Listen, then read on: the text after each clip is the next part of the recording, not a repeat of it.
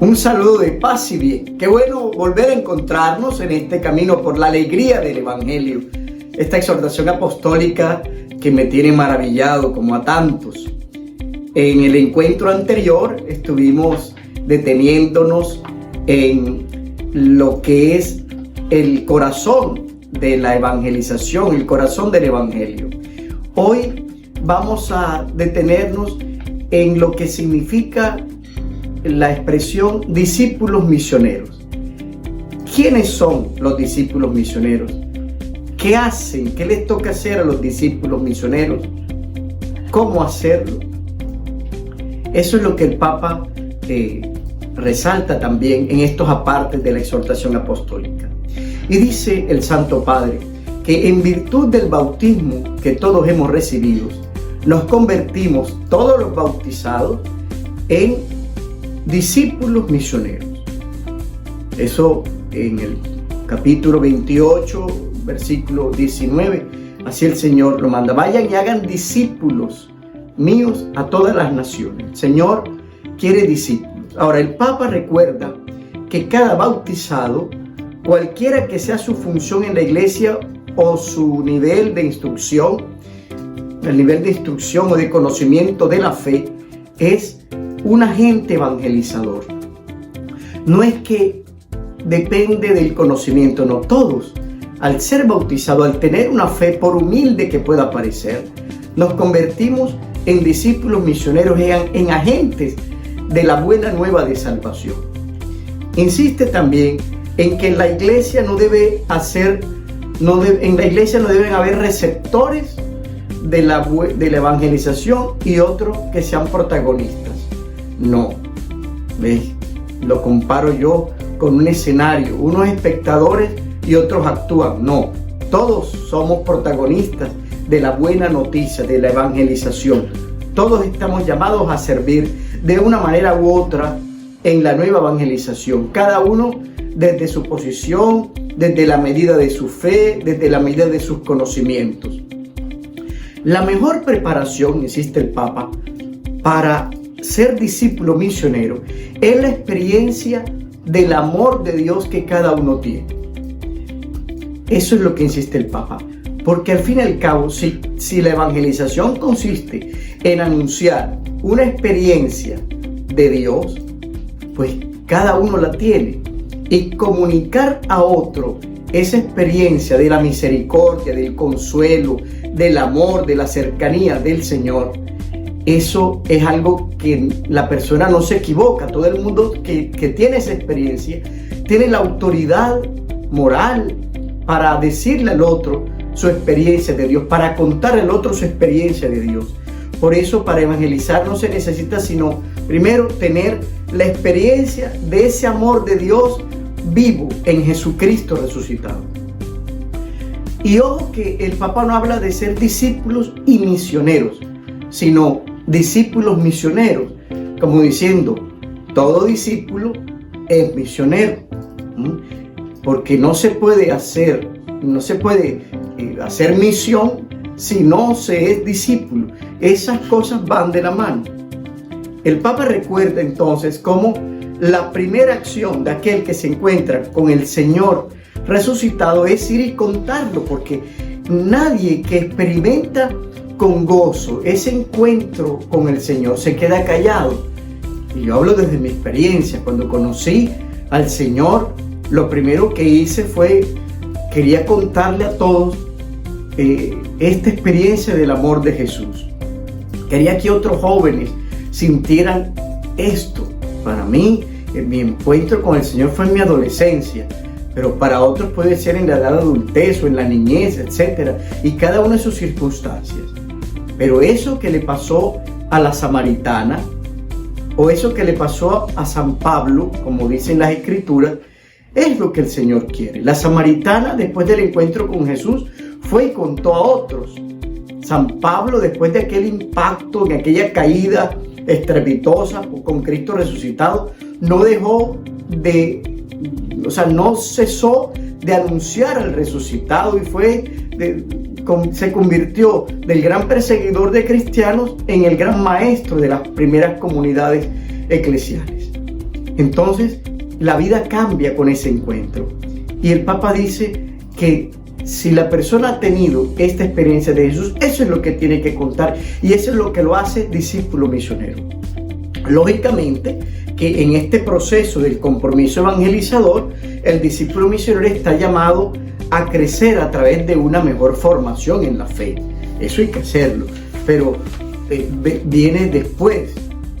La idea que el Papa resalta es que todos debemos dar testimonio de lo que el Señor ha hecho en nosotros, y nuestra imperfección y nuestros defectos. ¿Cómo hacemos para predicar si en mí hay tantos defectos o en mi familia hay tantas situaciones que no son como las que el Señor quiere?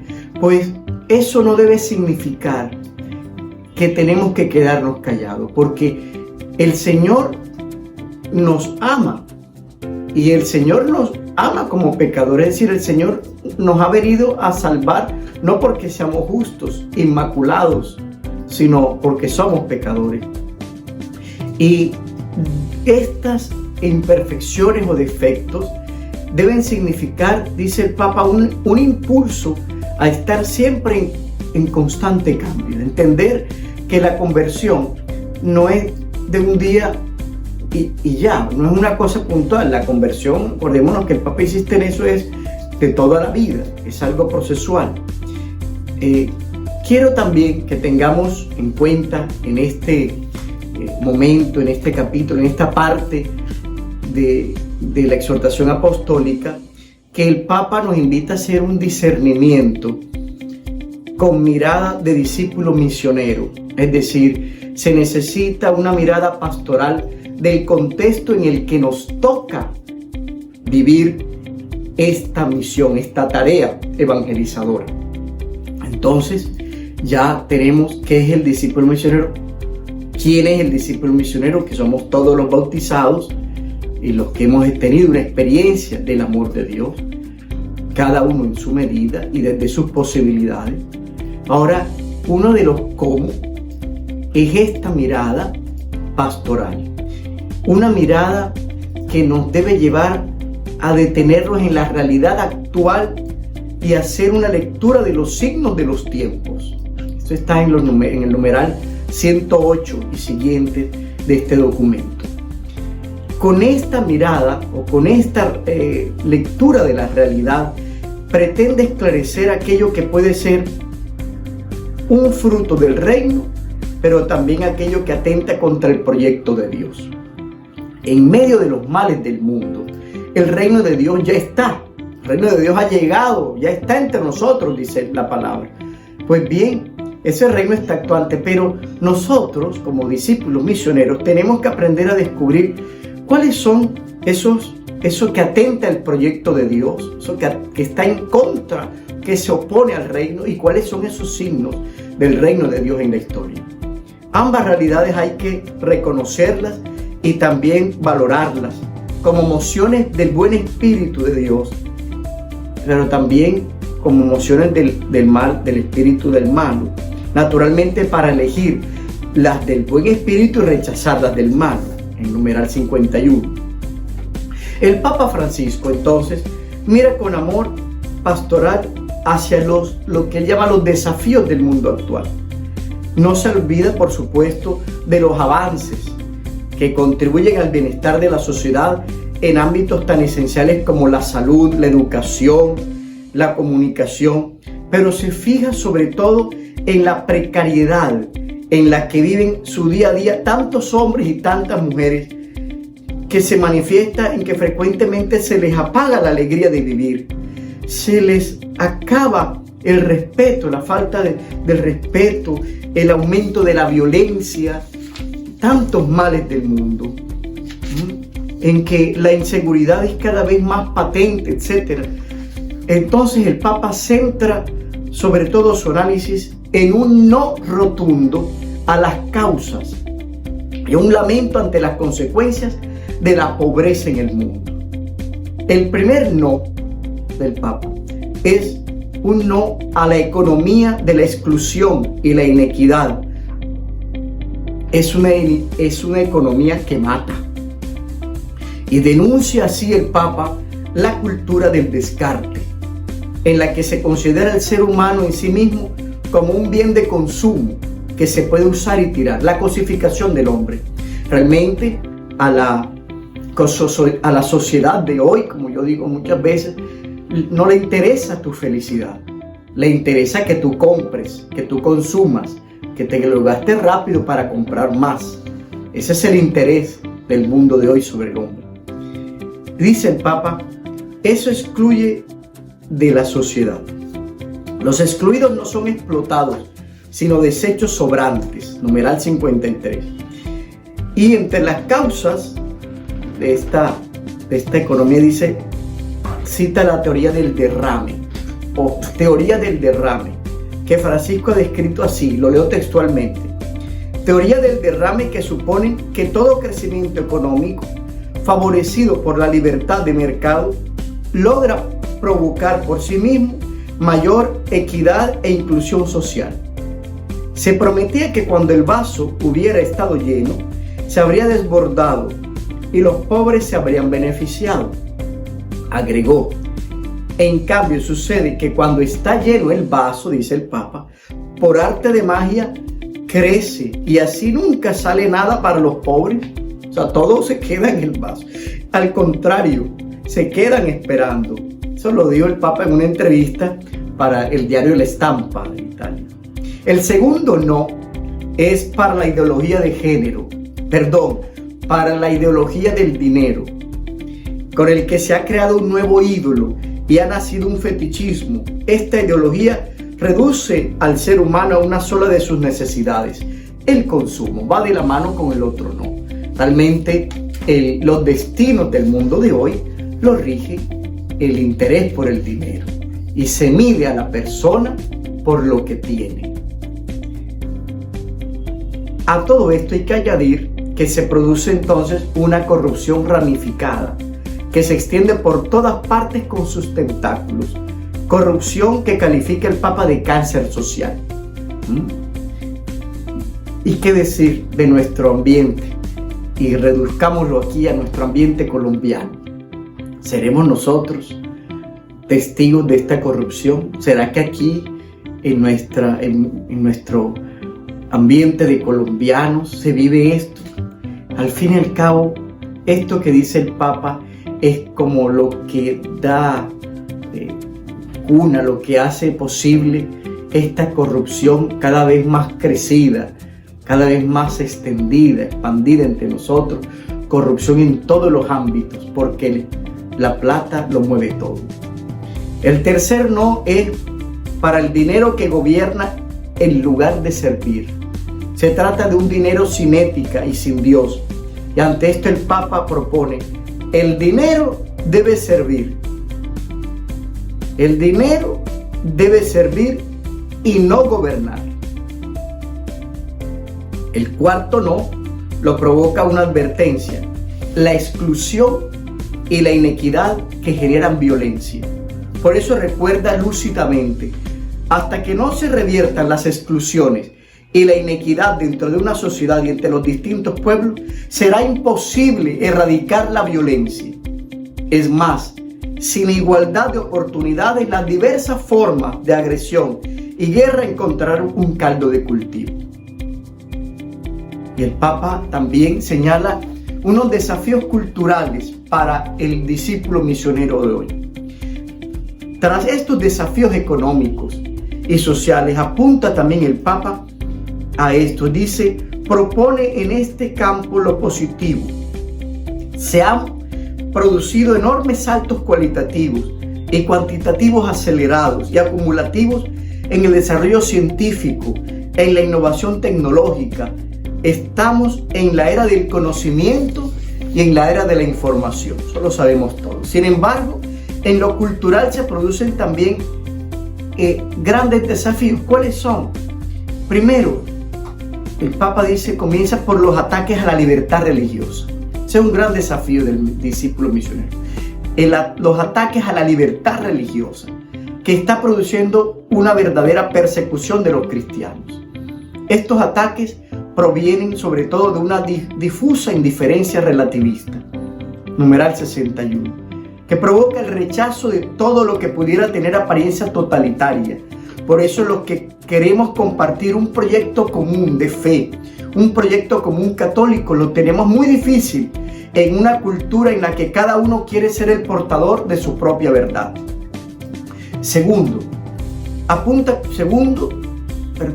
el desafío es la proliferación de nuevos movimientos religiosos con tendencia fundamentalista, incluso con una espiritualidad sin Dios, que está aprovechando las carencias de la población que vive en las periferias y en las zonas empobrecidas. No obstante, también hay que reconocer que la causa puede estar en el clima poco acogedor de algunas de nuestras comunidades eclesiales. Tantas iglesias que no saben acoger, que no saben abrazar al hermano que llega, y encuentran, en cambio, en ciertas sectas o comunidades o religiones o semireligiones o ambientes de nueva era, esa acogida que buscan. Otro desafío cultural hay que encontrarlo en el proceso de secularización, sobre todo cuando quiere reducir la fe al ámbito de lo privado y de lo íntimo. La secularización, señala el Papa, además de negar la trascendencia, ha producido una deformación ética que debilita el sentido de pecado y un progresivo aumento del relativismo. Esto en muchas ocasiones hace que se perciba a la Iglesia como una institución que interfiere en la libertad individual. Es un mundo donde cada uno quiere hacer lo que quiere y donde todo está bien y nada está mal y todo se vale. El otro desafío es la crisis que atraviesa la familia, lo que está produciendo una gran fragilidad en los vínculos sociales, que solo son percibidos como una forma de gratificación efectiva que puede constituirse de cualquier manera y modificarse de acuerdo con la sensibilidad de cada uno. La familia es quizás la institución que ha sufrido más con todos estos cambios y con todos estos peligros de individualismo, todo esto que señala el Papa. ¿Cuál es la institución que ha sufrido más? La familia. Encontramos una familia resquebrajada, desdibujada, caricaturizada, una familia muy lejos del ideal cristiano. El individualismo posmoderno y globalizado es un desafío que favorece un estilo de vida que debilita el desarrollo y la estabilidad de los vínculos entre las personas. Ante eso, los cristianos insistimos en nuestra propuesta de reconocer al otro, de sanar las heridas, de construir puentes, de estrechar lazos y de ayudarnos mutuamente a llevar las cargas. Por otra parte, hoy surgen muchas formas de asociación para la defensa de derechos y para la consecución de nobles objetivos. Así se manifiesta una sed de participación de numerosos ciudadanos que quieren ser constructores del desarrollo cultural y social, y eso hay que aprovecharlo. Hay mucha gente queriendo hacer el bien, pero también hay muchos desafíos que se oponen al querer del Evangelio, al reino de Dios. Tarea fundamental del discípulo misionero es detectar todo esto y saber llevar la buena noticia y saber comunicar la bonita y maravillosa experiencia del consuelo, de la misericordia de Dios, de la alegría de Cristo resucitado, con un lenguaje novedoso en medio de estos retos, de estos desafíos del mundo de hoy. ¿Qué te parecen los no del Papa? ¿Cuál de estas situaciones las palpas más de cerca? ¿Qué puedes hacer tú? Dios te ilumine. Bendiciones.